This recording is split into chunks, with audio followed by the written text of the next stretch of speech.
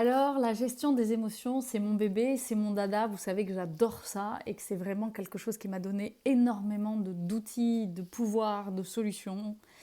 Ce qu'il faut bien comprendre, c'est qu'on est tous équipés d'un système physiologique émotionnel. Physiologique, ça veut dire quoi? Ça veut dire que c'est un système autonome qui fonctionne tout seul sans que l'on ait besoin de faire une action volontaire.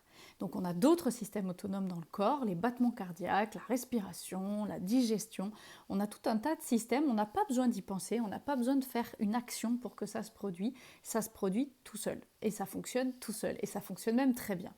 Eh bien, nous, quand on est arrivé sur cette planète Terre, on a été équipés de tas de systèmes autonomes et la gestion des émotions est un système physiologique autonome. Ça veut dire quoi? Ça veut dire qu'on ne peut pas contrôler ses émotions.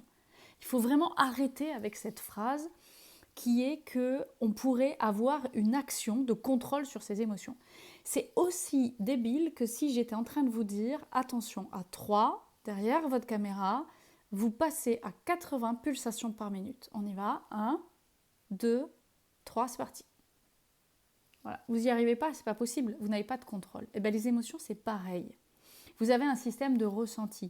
Les émotions, elles sont là pour vous permettre de vous adapter au monde extérieur. Elles sont là pour vous permettre d'exprimer et d'identifier un besoin qui correspond à quelque chose d'absolument important. Si je vous parle aujourd'hui, c'est parce qu'il y a des millions d'années, les êtres humains ont eu peur et ont fui devant les mammouths.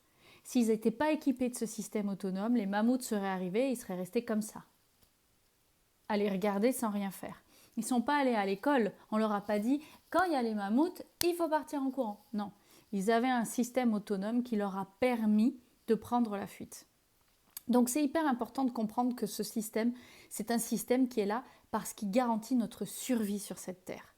Aujourd'hui, notre société a beaucoup évolué et elle a fait de graves erreurs dans l'éducation, et notamment dans comment on apprend à un enfant à exprimer et à parler de ses émotions. Aujourd'hui, nous les adultes qui travaillons avec les êtres humains, on est un peu handicapés.